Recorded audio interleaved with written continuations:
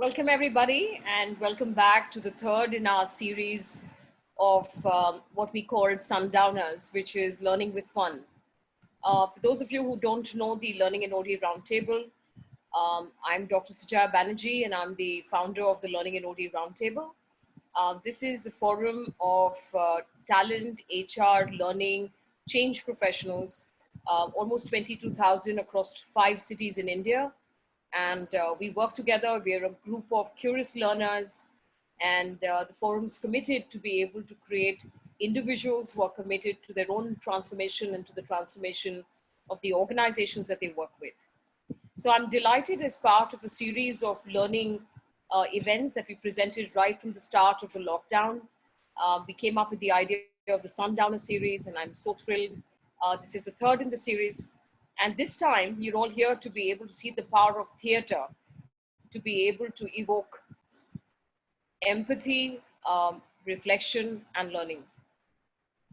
In the time of COVID-19, it's a series of monologues, and I'm going to request you all to be able to follow some guidelines so that we're able to really enjoy the next 45 to 50 minutes as we take you through in the time of COVID-19.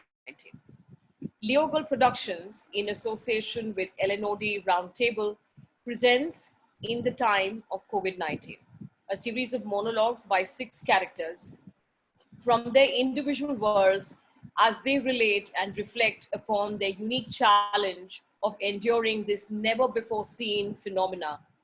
A corporate executive, a medical professional, a housewife, a migrant worker, a senior citizen, and a college student.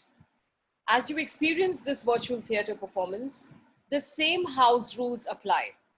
Please keep your phones on silent or on switched off mode, and limit movement in and out of the room from which you're watching this webinar. As a mark of respect to the artists, so that you can actually absorb and understand and get involved with each of their stories, and very powerful stories. As we do not have you with us in a physical auditorium, we would all the more require your support to ensure you watch the show in a distraction-free environment. So ask everyone to leave you alone for about an hour as you enjoy in the time of COVID-19. The cast of the time of COVID-19 is Monica Mahendru, Akshat Gupta, Preeti Kochar, Akshay Datta, Anurag Jha, and Urvazi Kotwal. Sound by Varun Pitkar. Written and directed by Priyanka Banerjee. Presenting In the Time of COVID-19.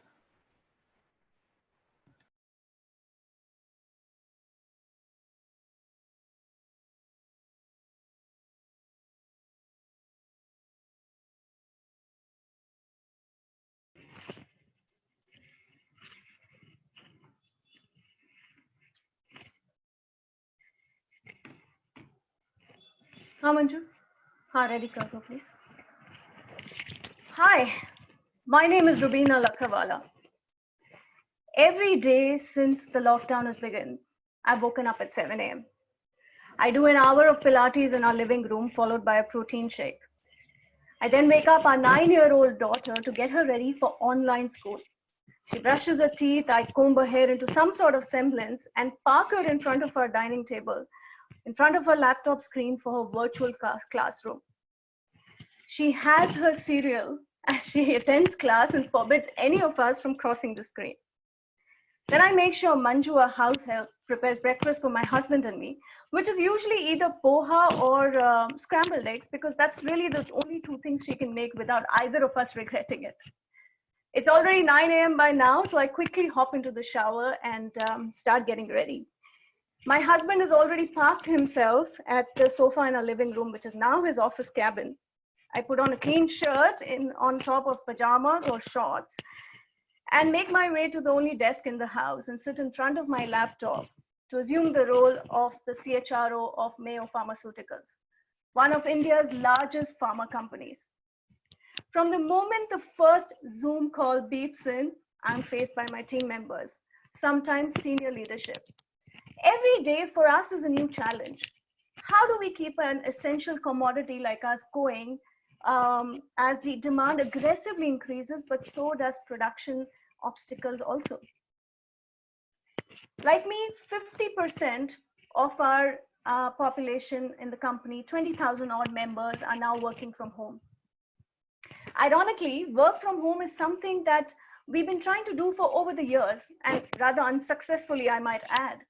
Senior leaders found it too impersonal, subordinates found it too distracting, and we found it entirely impossible to convince a bunch of intelligent folks that this is the new normal that we're heading towards. Well, here we are now. This is the new normal.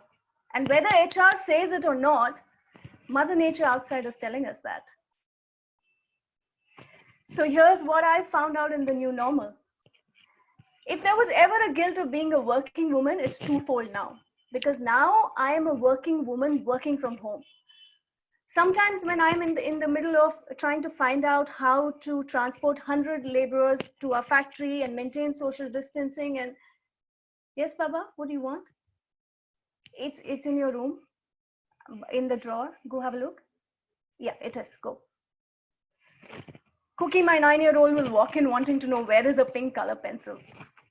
She doesn't care about social distancing. I'm her mom. And if you really give her a chance, she'll choose to socially distance from me. It's there, but I can't. I'm on a call. Go. To be honest, there are days that I sorely miss my cabin at work. A space with no husband, no daughter, no Manju. Is that a horrible thing to say? I miss the hum of central air conditioning, phones going off in all the cubicles and senior leaders walking into my cabin to bitch about each other. Walking across to the Starbucks to get a cup of coffee. The smile of a receptionist as she bids us goodbye every evening. We all need a space that recharges us. Home recharges me for work. Work recharges me for home. But now the two have kind of mashed together in this weird reality, and neither recharges me anymore.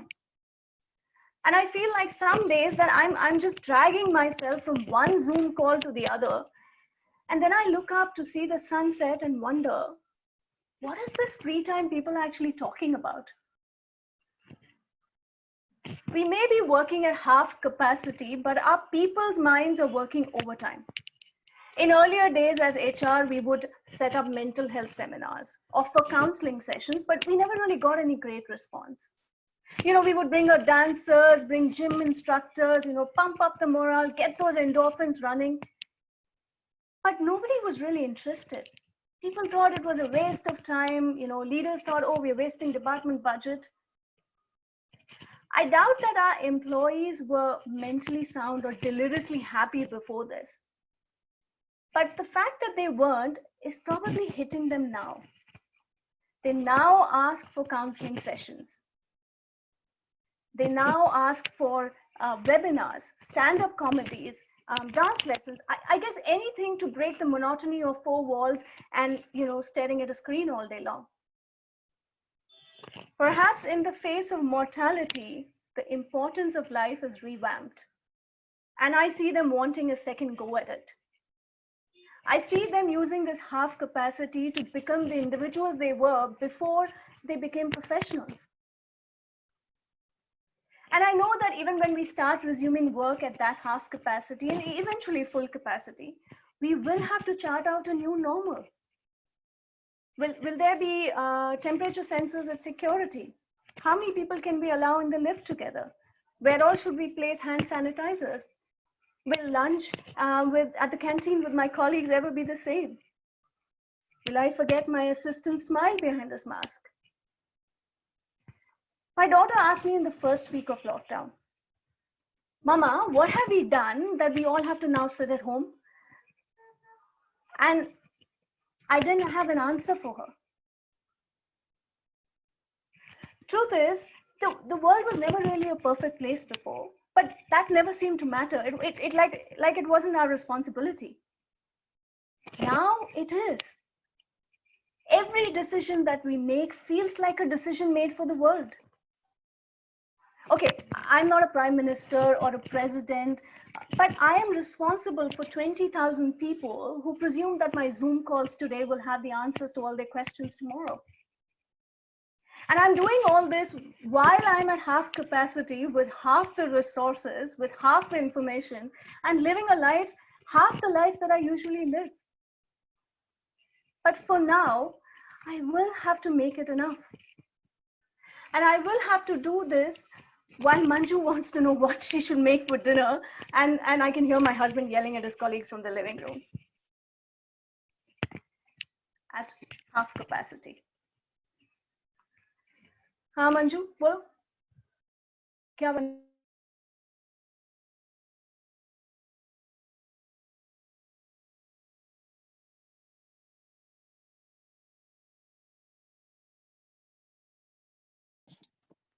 We have half a hospital bed for every 1,000 Indians, one of the lowest ratios in the world.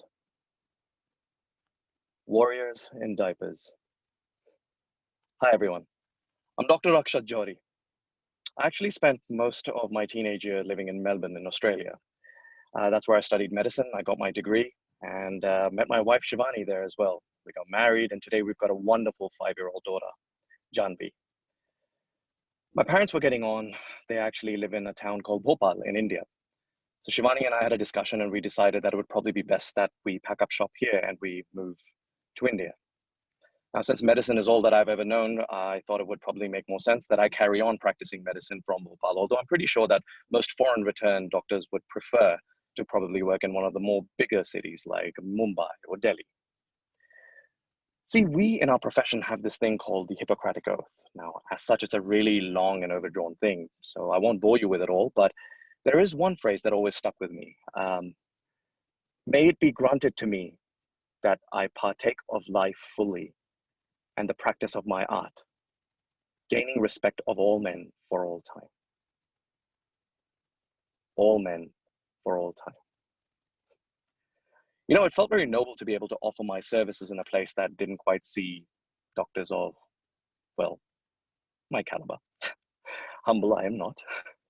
Call it the big fish in the small pond syndrome, but I was really enjoying being the new fancy doctor on the block. In fact, I actually heard someone the other day say to them, "Oh, you know that international doctor?" I was like, "What?" So if I was in Melbourne, I would just be one of the regulars, but over here, I'm the international doctor. Anyways, look, 6 months in, life was going really well. I had completely settled into my new job. I was really enjoying it. My parents, they were ecstatic that I was here, so proud, telling everybody they met that, "Oh, my son's a doctor, my son's a doctor." Shivani had made some really good friends here. They would organize all these play dates for the kids. They do all these mothers group things, and it was really good. And Janvi, well, she was really enjoying attending all of these play dates. So to be honest, everybody was really happy and life was good. And then came the big brother, the grand corrector, COVID freaking 19. I mean, I remember I was sitting in our hospital canteen. It was at nighttime when I saw it come up on the news. Now, at first glance, it seems like something that would just come and pass us by. Sure, I'm going to have to attend a few seminars. You know, by all means, they're going to tell us all about these protocols that we have to follow, and we would deal with the odd case here and there. And in time, just like everything else, this too would move on. But it didn't, did it? As the cases grew, it grew from 2 here to 4 there to 10 there to 100 there. And by the time it arrived at India's doorstep, I remember I was sitting with Shivani in our building's garden discussing the Holi party. And it was at that time, I think it was with our neighbors, that's right, and we were discussing what dance the kids will do for the Holi party this year. And it was at that moment that I received the phone call telling me that we had just received our first COVID-19 positive patient. I pretty much had to pack up shop and leave straight away to the hospital. There's very little about the situation that I can probably tell you that you probably already don't know. As the cases increased, so did the hours at the hospital. And now that memory of me sitting with Shivani and planning that Holi party felt like a distant memory. In fact, that was the last memory I have of a time that felt predictable, of a day that I felt even remotely in control. See, we as doctors, we're used to being in situations where we have no control, right? And that's completely fine. At the end of the day, we are dealing with a mysterious human body with nothing but just a handful of scientific textbooks to back us up. I know what you guys think. You guys think that a lot of what we do is science, but the truth is a lot of what we do is just the faith that that science will work. We are gambling just like you. The only difference is we are slightly more informed gamblers. But what do you do when you come across a crisis that has never ever been studied about in a textbook ever before? What do you do when you are dealing with something that has never ever been dealt with at this scale ever before? And you know what's hard? What's even harder than dealing with a patient that is COVID-19 positive is dealing with a patient that is not. How do you turn your back on a patient just because they have a fever, but it's not related to COVID-19? How do you tell someone, I'm sorry, but can you please go home because you've only got just the flu? Just the flu. Just the flu? The flu was a pandemic not too many years ago that nearly wiped out half the globe. Just the flu. I mean, how do you tell someone that, I'm sorry, sir, but your cancer treatment is not deemed essential right now? How? And I guess with the lack of resources that we currently have, I knew that this was a war that India could not afford to lose. But there is a bigger war, and that is the war on information. We have got to be history's most overstimulated, most over-informed generation ever. I have spent majority of my career debunking patients' theories about all kinds of diseases that they have. People will come to me and they will say, but sir, I think I have skin cancer. I'm like, that's a scratch. And people will say, oh, but I think I have brain tumor. I'm like, you don't have brain tumor. You're just hungover, you know? But in this case, anyone's guess felt as good as my own. I mean, me and my esteemed colleagues no longer felt the same kind of confidence we once upon a time did when we told people, please take 2 of this, or drink a little more fluids, or just relax and have some rest. Would you like me to write you a doctor's certificate? You know, take some time, you'll be cured, don't worry. But in this case, there is no cure. There is no vaccine. It's just a waiting game. Waiting for someone to either recover, to assist them in dying as comfortably as possible. I FaceTime Shivani and Janvi in whatever breaks that I can. In fact, I remember when Janvi first came on the FaceTime, she looked at me and she went, oh my God. And it's because of all the protective gear that I had on. So she probably thought that I looked like one of the Dementors out of a Harry Potter films or something. But it's interesting though, but initially I could see that Shivani looked very overwhelmed. And as time kept going, I now can just read it on her face that she is cursing herself for the day that she convinced her dad to let her marry a doctor. It's a really strange and undescribable feeling. It's so bittersweet that in one way, I feel so refreshed and so recharged when I talk to them. But then at the same time, I feel so extremely drained. See, here on the front line, we have no cognition of time. But when I speak to them, I'm reminded of how time is passing outside. I'm reminded of Shivani's dal chawal. I'm reminded of my favorite chili chicken. I'm reminded of how Janvi will come and give me cuddles in the morning and how I just Netflix and chill with Shivani at night. I'm reminded of how I have cold showers and then I'll lie in bed and I'll read a nice book. I mean, don't get me wrong, I cherish those memories. That is something I love. But it also saddens me because I don't know when I'm going to get to experience them again.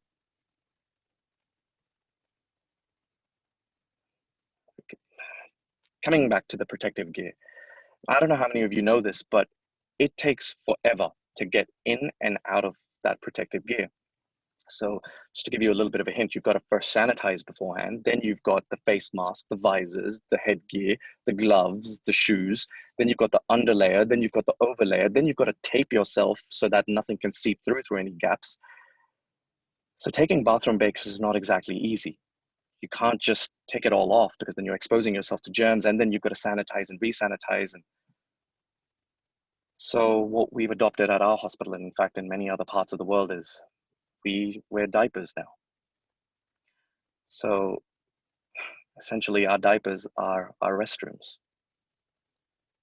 and we defecate in them. Yeah. I actually muck around with Shivani that her daughter has just left the diapers and now her husband's in them. But, you know, I, who once upon a time saw myself as this new hotshot on the block, is now amongst my equals. And I'm watching them all deal with this ordeal in the best way that they can, working at a potential that I have never seen them work at before. I didn't even know it was humanly possible. You know, the hospital was, and it still is, extremely understaffed.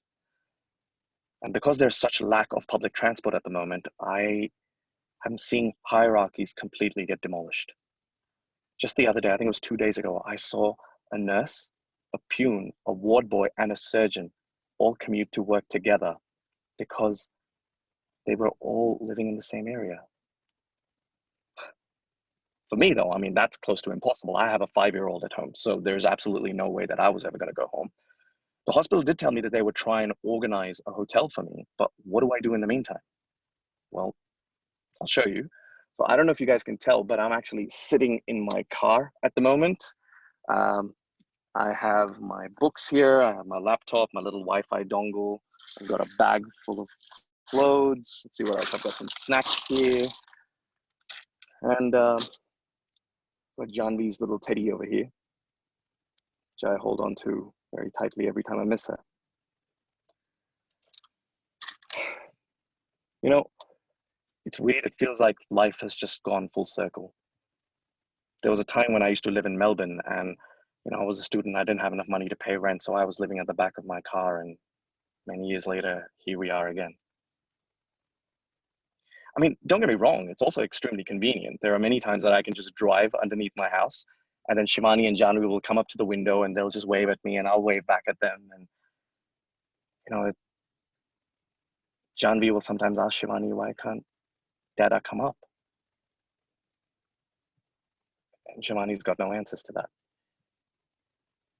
There are many times that Shivani will put Janvi to sleep and then she'll come down to the car and she'll be on that side of the glass window of the car and I'll be on this side and we'll just,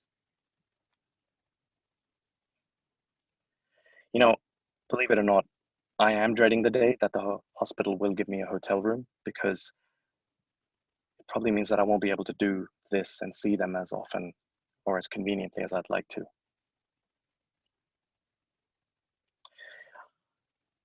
You know, my colony wale, those guys are also characters, all of them. Like these guys, it is so amazing. Like these guys will, I don't even know what these face smash apps are. I don't know what it is, but what they'll do is they'll take my face and they will morph it onto like the body of Iron Man. And then they will put it on our WhatsApp groups and they will send it out to everyone saying, oh, look, my friend, Dr. Jory, he's fighting on the front line. I mean, what is incredible is people do talk about how the skies have now cleared because there's less vehicles on the road, there's less pollution. I'm hearing from people that they are spending more and more time with their families, that they're moving away from the hustle and bustle and that they're starting to contemplate the meaningless of it all. But me, I don't get to see those skies. I don't get to see my families. I don't even have a minute in my day to be able to contemplate what has meaning and what doesn't. All I have are just a bunch of patients who are all struggling to breathe, wanting to see their families. I can't even begin to tell you the weight that I carry knowing that I am the last person so many people spoke to before they left this world.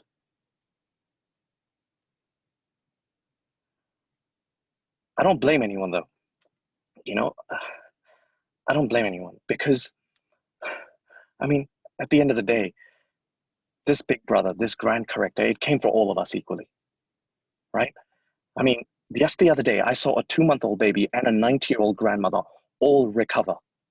So there is hope. And I suppose that's probably the best thing about it, is that this thing does not discriminate.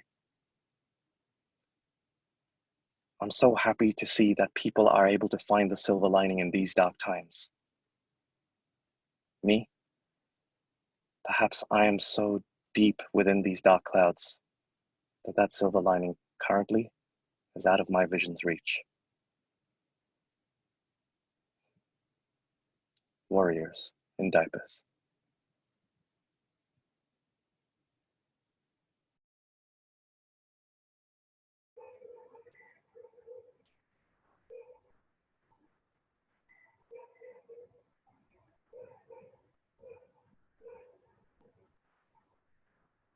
The National Commission for Women in India has reported a 35% surge in domestic violence cases between March 26th and April 17th, the first few weeks after lockdown.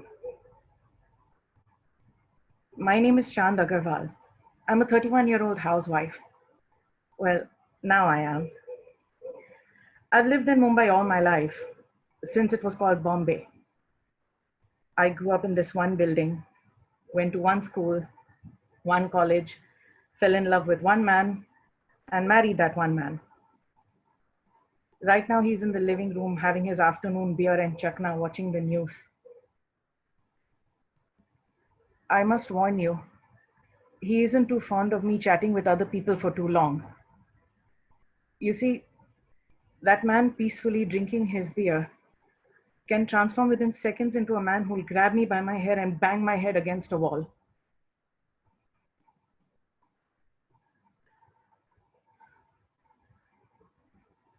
I thought I should prepare you for the possibility. I mean, it's a part of routine for me now, but I thought it might upset you, so I just wanted to let you know. To be fair, it wasn't always like this. Ashok and I were neighbors. Our families lived across the hall from each other. And we were never really friends. I mean, he was always the quiet and shy guy. But we ended up going to the same college together, so my dad used to request him to drop me off on his two-wheeler. I used to watch him maneuver through traffic with such calm, avoiding rash drivers, never getting into any conflict. I used to be impressed by his restraint. Why is it that we think those who are quiet will also be gentle? I used to think he would need me to get him out of his shell. Even when he plucked up the energy to ask me to marry him, I thought, poor Ashok, he won't get too far without me. I mean, I had no problem with that kind of dependency. He was very generous with my parents, very respectful towards me. And fine, he wasn't the man of my dreams. In fact, even my college friends couldn't understand what I liked about him. But for me, he was always there, waiting outside my class, waiting to drop me home, waiting patiently for me to marry him. Because I was a super achiever. I had such aspirations. I was one of the first few to get a jobs in my class in an IT solutions company with a good salary. I know this sounds terrible, but I thought this is the kind of dependent partner that I wanted. I wanted a wife, and Ashok seemed to be happy to be a wife to his wife. When Ashok's father passed away, the bulk of responsibility came onto his shoulders.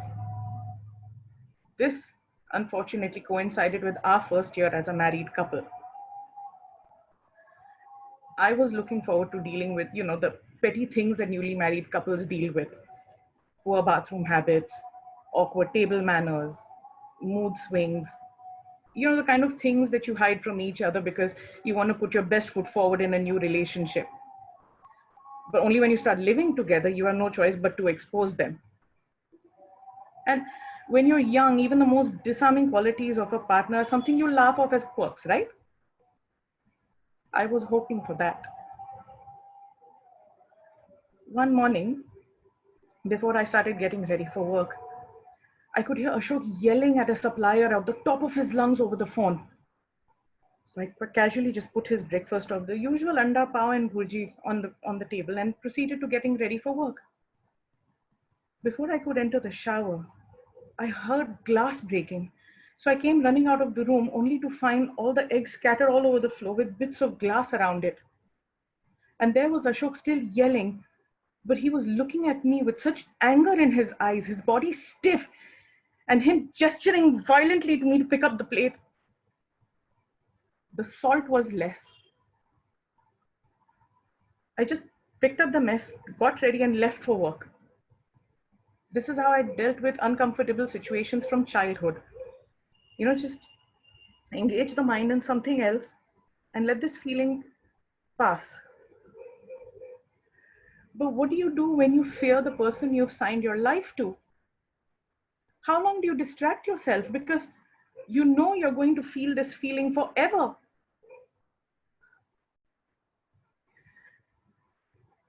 Ashok's frustration has been growing by the day because of the mess his father has left behind. And I guess it doesn't help to have a self-assured wife like me to rub his nose in it further. I mean, I had a job which I actually liked and was getting paid and appreciated for. What is love? If not rationalizing the pain someone gives us, right? I was doing that. I've been doing that. But the violence is just getting more violent.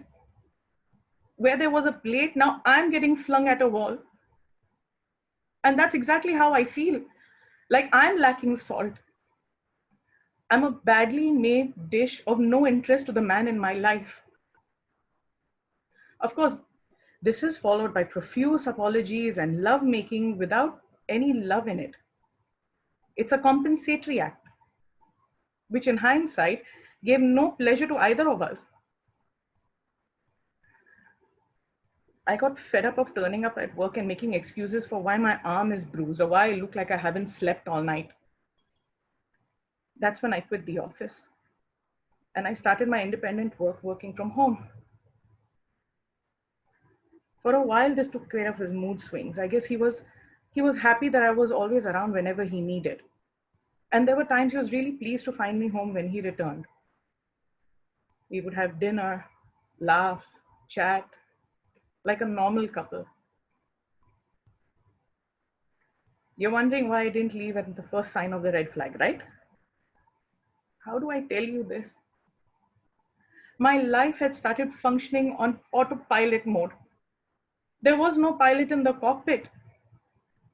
I had accepted that this is how my life was going to be. And that any change from this would be far more uncomfortable than just hanging on and enduring. And there's a constant hope that this will get better. But it doesn't. It hasn't. A year ago, when I found out I was pregnant, I knew these thoughts had come in too late. I should never have taken his quietness as him being gentle or kind. I should never have filled his silence with the words that I wanted to hear. I now knew I was going to have to live the rest of my life in autopilot mode. There would be an oasis of a good day amongst other bad ones, and I would have to live for that one good day. Just 3 months before the official lockdown was announced, when India was still grappling to understand the coronavirus, I delivered Ashna. Ashna means one devoted to love. I named her. Ashok approved. Now with the restaurant shut, the three of us are together at home the whole day. Ashok loves Ashna. I think he can make a good father to her. But with having no work to go to, and just the TV and me to entertain him, Ashok has started drinking. Luckily, he picks up the bottle once Ashna is asleep, but my fear is, What if he starts drinking during the day? Right now, in his drunken state, he abuses me a little, abuses the government, abuses the virus, and goes to sleep. But how long before this starts extending towards the child? I feel so guilty because I tried to buy peace into this marriage by having a baby. When first trouble started, I remember telling my mother this, and she said, "एक बार बच्चा हो जाएगा, सब ठीक हो जाएगा. एक बार बच्चा हो जाएगा, सब ठीक हो जाएगा."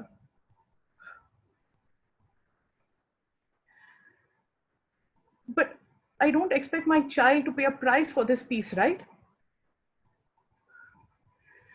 When Ashok goes to bed, I log on to the net and I read other people's stories about how they are dealing with this pandemic.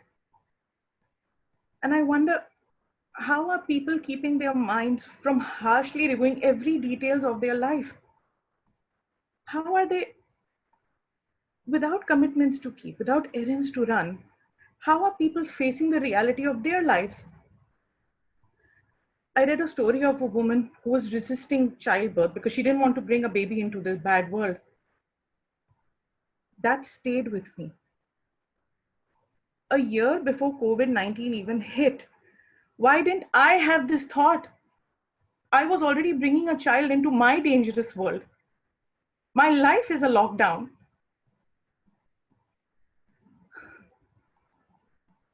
When I see Ashna blissfully asleep, totally unaware of this bad world, I feel like I need to protect my child. I need to do everything I can so that she's not part of this. And then I feel the autopilot mode switching off. I need the pilot to take charge.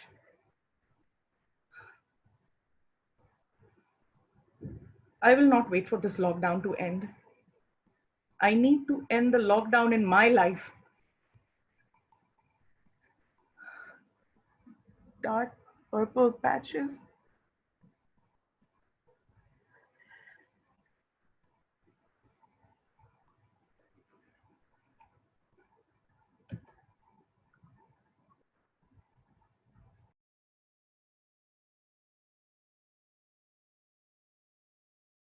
Yo, this is so complicated.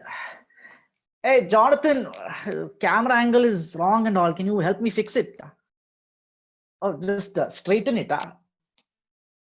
Yo, yeah, I can see myself. Oh my God, so many people. I hope all of you can see me also. uh, I was reading one article that said that over 23% of Italy's population is over the age of 65. It is apparently one of the hardest hit countries in this coronavirus pandemic. Oh, no, don't worry. I'm not here to bore you with the news bulletin and all. I am here to talk about something very interesting. I am here to tell you about a 70-year-old summer vacations. Hello, ladies, gentlemen, boys and girls. My name is Matthew Cherian. Everyone around here calls me Marty. I live with my son, my daughter-in-law, and my granddaughter on the Beaver Island in Goa. We have a small cottage here, and the whole place is filled with all these lovely Portuguese-style architecture houses. There is nothing new about our island at all. All my neighbors, their fathers, grandfathers, great-grandfathers, they have all lived here and they all plan to die here. I myself was born in this house. In 1961, my father, he started this restaurant called Marty's, named after me, all the way in the city center. There is a small river that separates our island from the city center. So usually, people, take that to go to work, to go to school, to buy groceries. Everybody is incredibly lazy here. So at least this ferry is one good chance to socialize. Nowadays, my son Jonathan, he takes care of Marty's. I have retired and I'm enjoying life for the past 10 years. Usually, once my granddaughter Ila Kutti she goes to school, it's only me and my daughter in the house. We see each other only at the table for lunch and dinner. In the meantime, we recover from that lunch and dinner by napping in our own individual rooms. I don't mind that at all. She's a lovely girl. She has understood that I like my space, something my wife Patricia could never understand. It's been 6 years since Patricia left us and went to the Almighty above. You know, at first I would really miss her constant chatter that made it impossible for me to sleep in the afternoon. Now I enjoy the peace and quiet. I think she also must have calmed down wherever she is because she lets me nap in peace. In the evenings, I go to the park around here and meet all my friends here. All of us old men, women, we walk around the park, have tanda tanda nariyal pani, sing bhajanas and hymns in the praise of the Lord. We gossip about children, talk some politics here and there, and then we go home in time for dinner. Usually, Patricia would accompany me, and I would be the quiet one. It was amazing how she filled each conversation with so many stories, so many laughs. I never felt a need to add anything. Now, with her not around, I speak more. But it's worth it. This gang of mine has become very close to me. We are very, very good friends. It was one evening where, during our park bhajanas and all, that my friend Aisan Charolia, he started chatting about this coronavirus. A big debate broke out. He began to quote some futurist who said that this was the deadliest virus this world had ever seen. All of us went, hey, poda patti. We have lived through SARS, H1N1, swine flu, riots, earthquakes, tsunami, emergency, war. Hey, you think we will succumb to this common cold? Huh? What are you even talking, man? We told him to shut up. Things remained calm for a while until we started hearing of the first few cases in Goa. Then Prime Minister Modi announced the first 21-day lockdown. Personally, I am not a very big fan of the bugger, but I like the iron fist and the quick thinking with which he takes all the decisions. Ila Kutti school was shut down. We had to shut down Marty's. But I think worst of all, the ferry from the city center to the island was shut. Hallelujah. I am a lucky man. I live with my family. My son has always been a responsible fellow. He had more than enough savings in the bank. I would often overhear Stacy having lots of fights with him about why they don't have foreign holiday more often, why he does not expand Marty's to other cities. But my son, I know, is a careful one. He knows he has three people's responsibility on his head. Long story short, he was more than prepared for this. My friends are not so lucky. Many of them live alone. No one can drive down to get them, their groceries, or the ferry is shut. Some of them are on wheelchairs. How is anyone supposed to come to them, their nurses, their helpers, without this ferry? The responsible one that my son is, John started doing all the research in the world. He figured out that more than myself, Ila Kutti or even Stacy, I was at risk for this virus. I wasn't reading all this news and all. Patricia would always tell me, there is nothing important that you need to know that people around you won't tell you. Don't watch all this news and get upset. So my source was John. He completely forbid me from leaving this house. Such good children they are. He and Stacy go and check on all my friends to see how they're all doing. But Now they tell me that all the meetings in the park have also stopped. Earlier, it used to be only Stacy and me in the house. Now all four of us are at home. Hey, to be frank, I got very irritated at first. I thought it was a big hullabaloo for nothing. Hey, I enjoy watching my sports in the afternoon. Now I have to watch Sheila Kutti's cartoon because that's what she wants. My afternoon nap, Stacy's afternoon nap, all gone because John keeps finding some new corners to keep cleaning in the house. Every room you walk into, somebody is sitting there already. This lockdown began to feel like a big prison sentence, getting extended every time that Modi appeared on screen. Then last week, I called my friend Jose in the evening and started complaining about it. You know, he patiently heard me out. He's a quiet Buddha type of guy. He laughed and then said, "Hey, Cherian Chetta, do you know I have been doing the Jadu Katka of my I used to love meeting all of you in the park. It was the highlight of my day. But now I feel so alone. I'm scared, but what use is it, man? If I have no one to share it with, even my cats are all bored of seeing me. Hey, you are sitting there with family, granddaughter, a daughter-in-law who cooks and cleans after you, responsible son, and you're calling me to complain. What are you even talking, man? He banged the receiver on me. I had a feeling if I had told Patricia about it, no, she would have said, good, you are an idiot of the first order. Serves you right for being such a complaint box. The next day onwards, I really started paying attention to my family. This family I was lucky enough to have apparently. I began to really enjoy old albums while John was cleaning. We spent all of one entire afternoon just looking at all pictures from school and college when I met Patricia. You know, even though she always told me that I should stay off the news, I realized one very big thing. There is a difference between being pessimistic and realistic.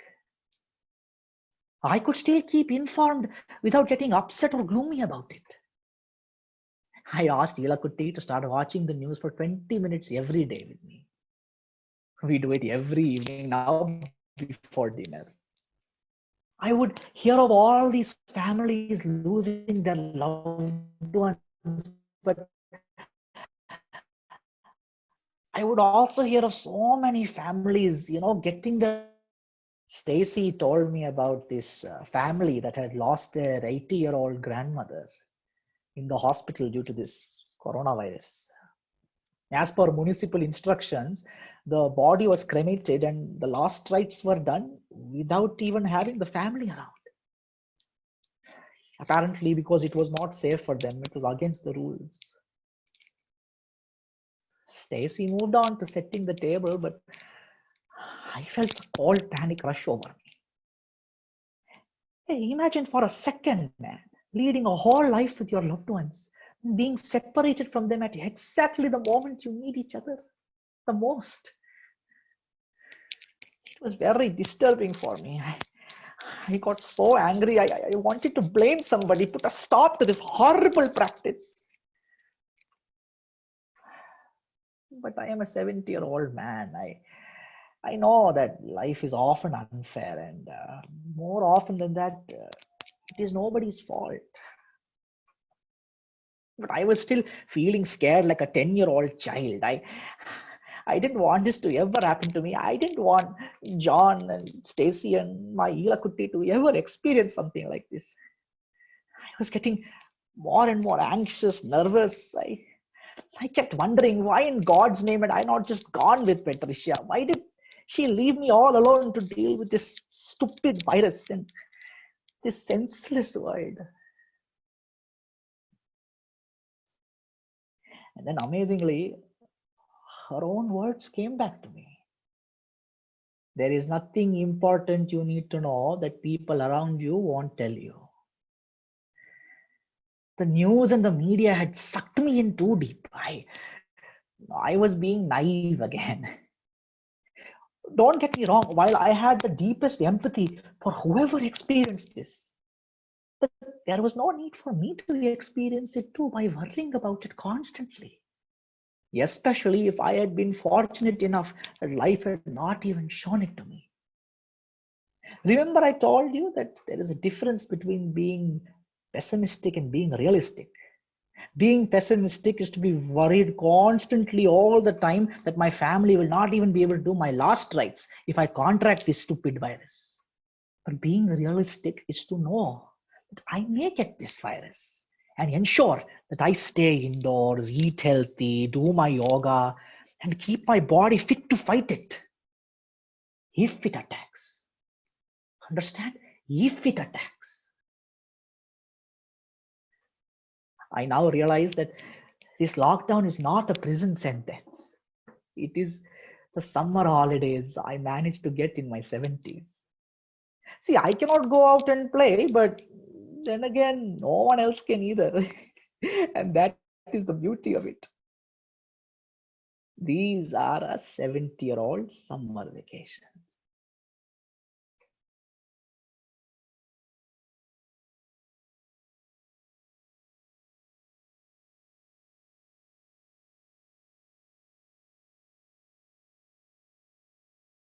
दो वक्त की रोटी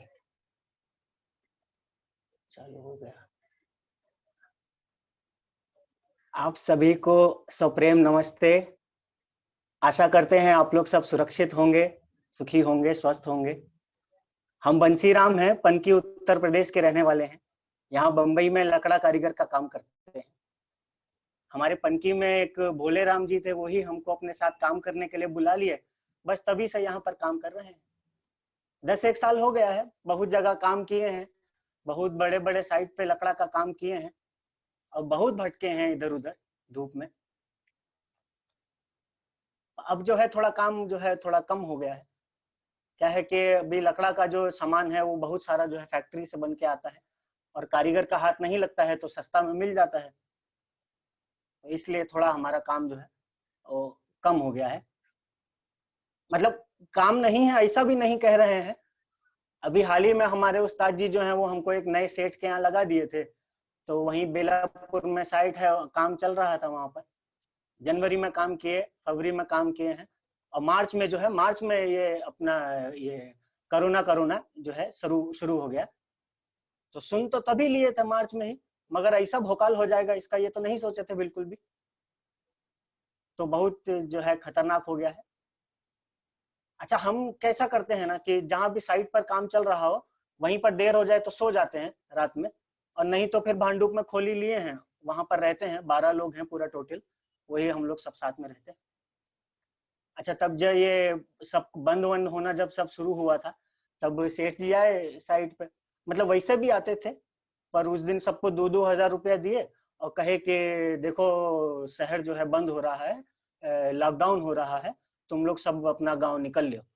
तो हम लोग सब बहुत खुश हो गए, क्या गांव जाने मिल रहा है, पैसा आ गया हाथ में, तो हम लोग सब बहुत खुश। तो हम अपना चतुराई में जो है सेठ जी को बोल दिए कि सेठ जी देखिए काम जो है तो खत्म हो ही गया है, कल भर में निपटा देंगे, तो आप जो बाकी हिसाब है वो भी कर दीजिए थोड़ा।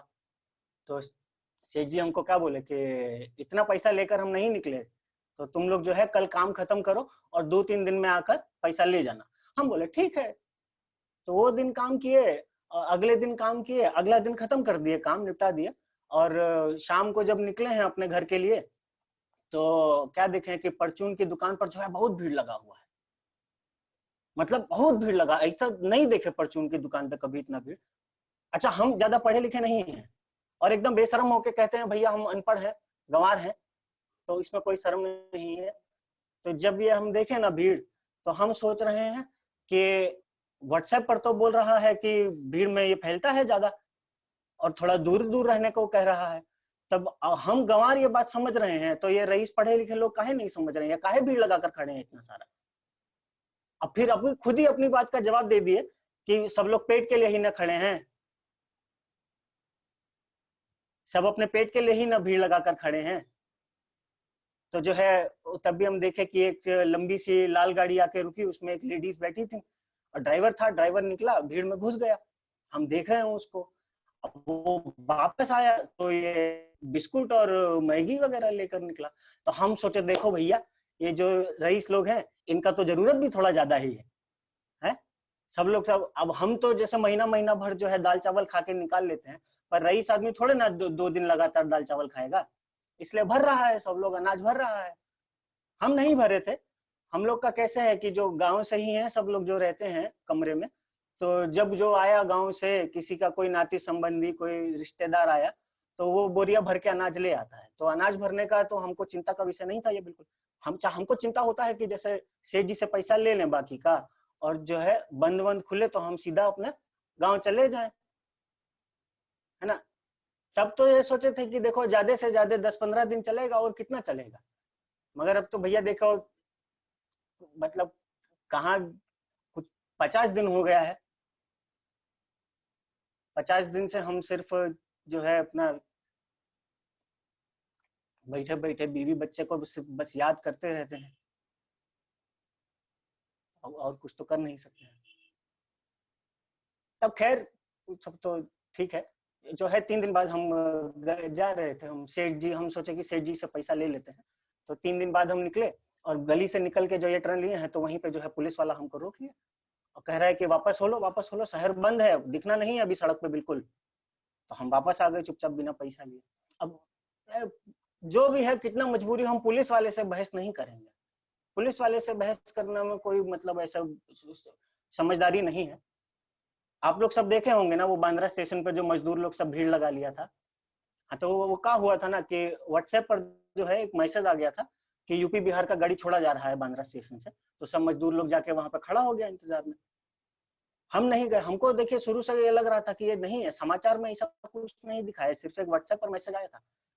अब हम गंवार हैं, अनपढ़ थोड़ा है, मगर जो है समझदारी में इतना कमी नहीं है कि सिर्फ समाचार में नहीं आया, सरकार कुछ बोली नहीं और वहां चले गए। हमारा बगल वाला गया था, टांग तोड़वा कर आया है, पुलिस से नहीं मार खाया। यही ज्यादा हमको हंसी आती कि पुलिस से मार खा कर भी नहीं अपना टांग तोड़वाया, भगदड़ में ही गिर गया। तो इसका ये टूटा टांग देखकर और वो भीड़ जो है वो समाचार में हम देखकर हम सोचे कि भैया ये जो कोरोना है तो बहुत खतरनाक चल रहा है, और सभी के लिए एकदम एक बराबर खतरनाक है।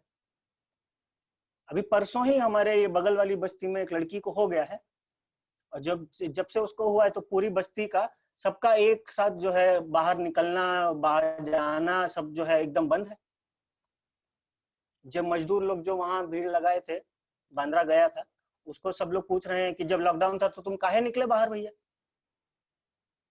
हम कह रहे हैं हर एक गरीब आदमी आपको बता सकता है भैया काहे वो निकला था, अगर आप सुनना चाहें तो। मतलब हम ही बता देंगे और किसी और का नहीं बताएंगे, अपना ही बता देंगे कहानी, किसी और का क्या बात करें। देखिए हमारा जो पूंजी था जो हम इकट्ठा किए थे गाँव ले जाने के लिए, वो सब यहीं खत्म हो रहा है। सच बात है, हमारे पास कुछ बचा नहीं है अब घर ले जाने के लिए, काम आ नहीं रहा है कुछ। और हमारी तरह सबका यही कहानी है, तब नहीं निकलेगा आदमी घर जाने के लिए बाहर, मजबूरी में ना निकल रहा है। हम जिस कमरा में रहते हैं उधर 12 लोग हैं, हम बताए आपको। अब जितना दिन काम चलता है ठीक है, काम पे सब भोरे निकल गए, रात को लौटे हैं तो टूटा बदन लेके लेटे और सो गए, अगले दिन फिर भोरे निकल गए काम पे, ऐसा चल जाता है। मगर भैया अभी 1.5 महीना हो गया है, 1.5 महीना से ऊपर हो गया है, बल्कि वही रोज सुबह से शाम तक वही चेहरा देख कर, रोज वही सुबह से शाम तक वही जो है 5 बातें कर करके दिमाग भैया खराब हो जाता है।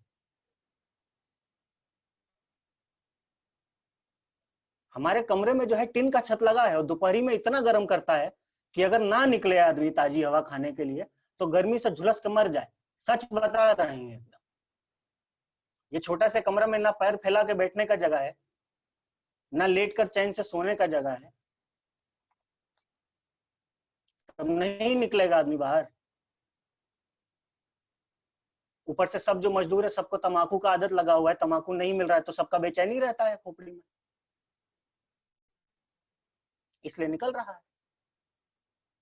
हम भी बेचैन हो जाते हैं, मगर हम थोड़ा बेचैन हो जाते हैं जब मतलब श्रीमती जी का याद आ जाता है, थोड़ा बच्चे को याद कर लेते हैं, गाँव वाँव याद आता है तो थोड़ा हम बेचैन हो जाते हैं। अच्छा, गाँव का एक बताते हैं आपको। हम गाँव जाते हैं ना जब, तो वहां पर भोरे चले जाते हैं खेत, सभी जाते हैं, और खेत से जाते हैं तालाब, वहां पर डुबकी लगाया, स्नान वान किया, और जब स्नान करके वापस आए तालाब से तो श्रीमती जी गर्मा गर्म खाना खिला देती हैं। बाकी का दिन जो है बच्चों के साथ खेलने में निकल जाता है। ऐसा रहता है गांव में। 2 हैं, 7 साल की बिटिया रानी है, छोटका 4 साल का हो गया है।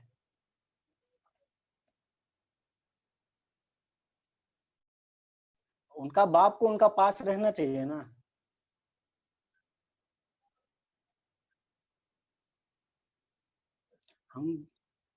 हम जो है ये कोरोना का जो तांडव है, ये देखकर हम एक बात सोचते हैं भैया, मतलब और बात से थोड़ा ज्यादा ही सोचते हैं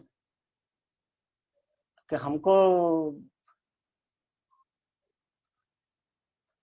हमको इस शहर में मरना नहीं है भैया। औरंगाबाद का समाचार देखे होंगे आप लोग, तो इंतजार कर रहे हैं ये श्रमिक ट्रेन में जो है टिकट वगैरह हो जाए तो हम जो कुछ बचा है वो सब लेके हम गांव चले जाएं। गांव में खेती है भाई साहब, देखते हैं उन्हीं के साथ लग जाएंगे, नहीं तो थोड़ा बहुत अगर लकड़ा का काम मिल गया कारीगरी का तो वो सही है, मगर यहाँ नहीं रह पाएंगे। बहुत पैसा कमाने आए तो यहाँ खुदे खर्च हुए जा रहे हैं हम। 10 साल से इस शहर में है, रोज सड़क पे निकलते हैं ना तो ऐसा लगता है कि हमारा मजदूर का, कारीगर का किसी को कदर नहीं है। और मजे का बात यह है कि हम जिसको सोचते हैं कि ये कदर दे थोड़ा हमको, वो खुद अपना काम करने में भाग रहा है इधर उधर, उसके पास समय नहीं है। पैसा कमाना है और सबको पैसा कमाना है, हमको भी कमाना है, उनको भी कमाना है, हमको थोड़ा कमाना है, उनको थोड़े ज्यादा कमाना है ना भैया। देखिए पैसा रहे तो ये जो है आदमी कोरोना वोरोना जो है थोड़ा झेल जाए, 4 महीना झेल जाए, 5 महीना झेल जाए, और बहुत पैसा है तो सालों झेल जाए। हमारे पास तो नहीं है, हम नहीं झेल पाएंगे। हमारा कैसा रहता ना मजदूर का, कारीगर लोगों का, कि जब तक काम है, काम कर रहे हो तो पैसा ले लो, और जो काम नहीं कर रहे हो तो फिर एकदम मतलब ठन ठन गोपाल जाके गंगा मैया में कूद जाओ। कदर नहीं है किसी को, है ना। समय बहुत खराब चल रहा है। हम लोग जो हैं गरीब लोग, समय बहुत खराब चल रहा है। एक एक दिन जो है बहुत मुश्किल से कट रहा है। हम जो है दिन में 2 बार अपना बीवी बच्चे से बात कर लेते हैं, नहीं तो व्हाट्सएप और टिकटॉक में समय निकल जाता है थोड़ा।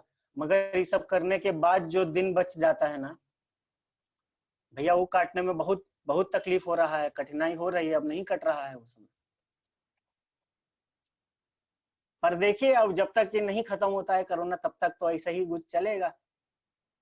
यही 12 लोगों के जो हैं वही बदसूरत चेहरे देख देख कर, वही व्हाट्सएप, वही टिकटॉक और बीवी बच्चे से फोन पे बात करके गुजर जाएगा ये दिन। हम मगर गुजर जाएगा, ये हम मानते हैं गुजर जाएगा, और रोज मनाते हैं कि देखिए हमारे आसपास किसी को ना हो जाए ये बीमारी जो है। सब लोग सुरक्षित रहें, स्वस्थ रहें, और हमको अपने लिए मतलब थोड़ा बस जो है 2 वक्त का रोटी, बाकी तो देखिए। अच्छा, स्वस्थ रहिए, नमस्ते।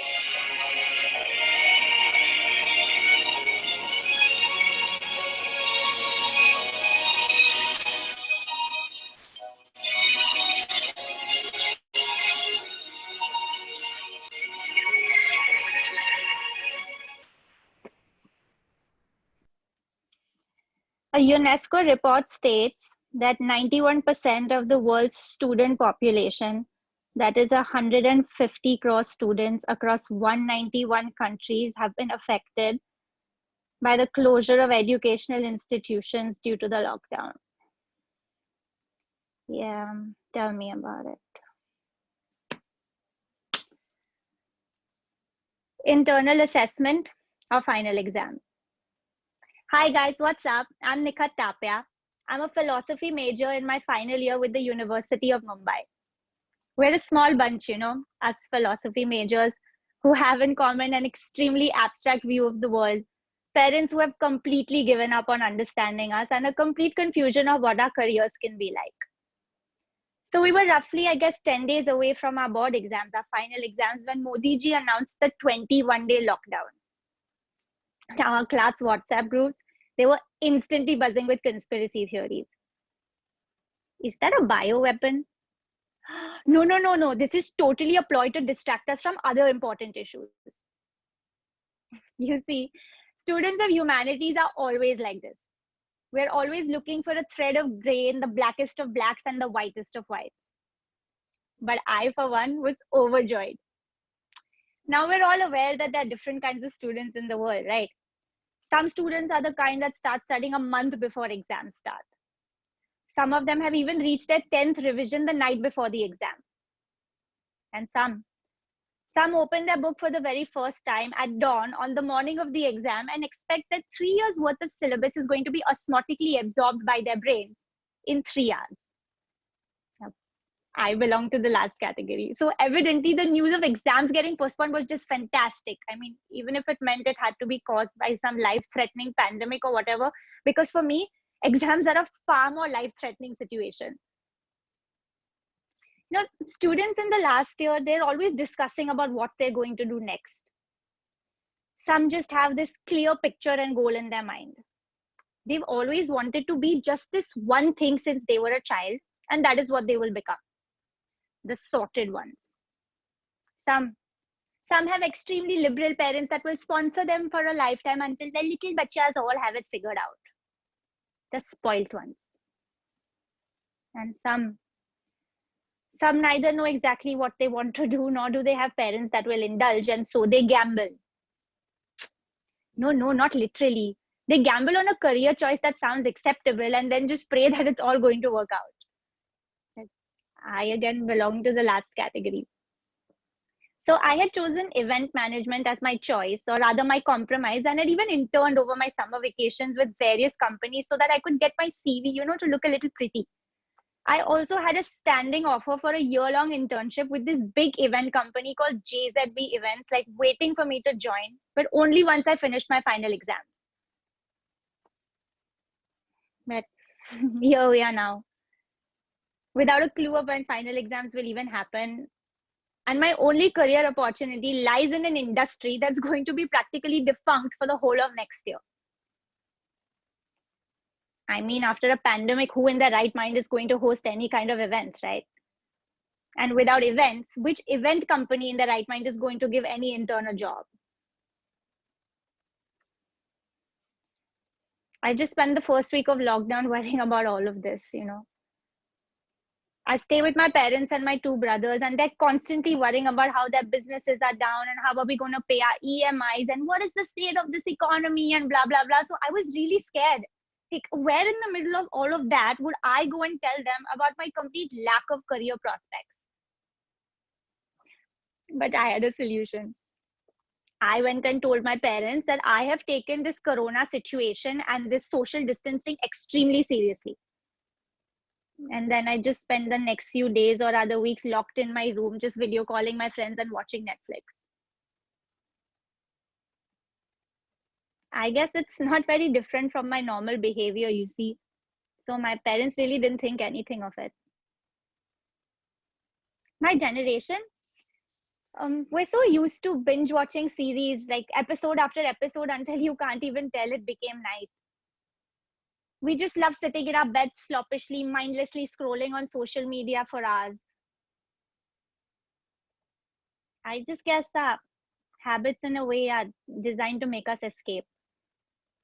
Well, not necessarily into a world where we feel better or happy, but maybe into a world where we feel nothing.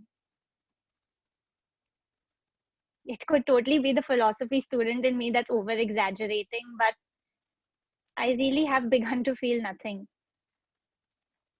Like, I just feel that life has been too comfortable for me, So for the very first time, when there is this real test of mental strength, Like, I don't feel anything. Like, I don't know what to study for or what to work towards. I don't even know what world I want to build my career in. I keep asking myself the same question again and again, that is this the world that I even want to be a part of? Do I want success in this world, or do I even care about failing in this world? You're probably wondering why I'm blaming the world for a virus, right? No, of course it's not anyone's fault. Well, that's because this world was diseased way before the word corona even echoed across the globe. But it's only now that we have the time to take notice. We got so used to living under these skies that are so full of smoke that we're now realizing how nice it is to stand under clear skies. We got so used to constantly living around people whose noses are stuck to their bloody phones that we're now realizing how nice and important it is to have a real conversation with people. We got so used to just running mindlessly in some race, constantly trying to prove a point and beat each other, that we're now realizing that there really isn't any point to prove. And in the space of mortality, your power and your success and your money, your egos, they mean nothing.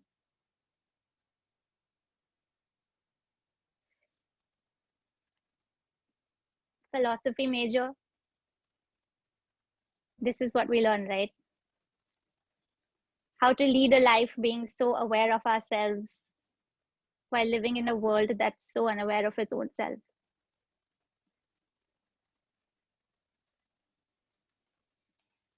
Anyway, we received an email from college that said exams could likely happen in July, but who knows?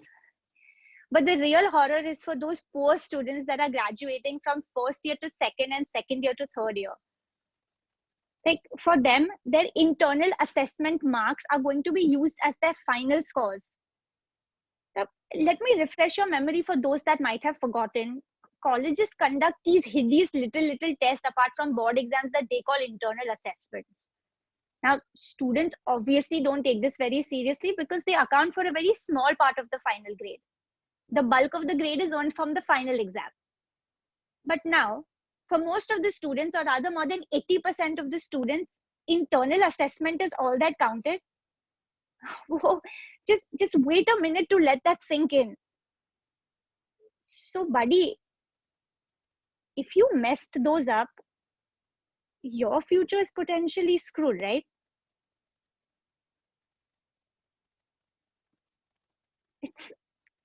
It's rather unfair, you know, that just when we're about to do the right thing, we're being asked to pay for our old mistakes. I hope you can see that a very similar story is playing out on the report card of the world.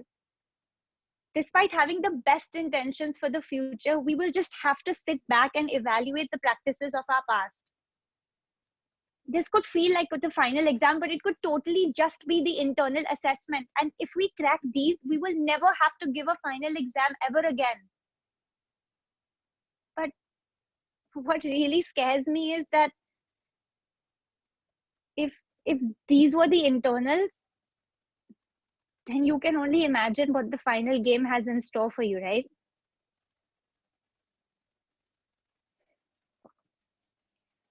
I just spent the whole of lockdown so far thinking about all these things that are important. Well, I always thought working in events was practical because who in the world cared about a philosophy major otherwise? But today nobody cares about events anymore because now all we're seeking is philosophy. There has just never been a better time for me to leave college and enter the real world. Internal assessment or final exam.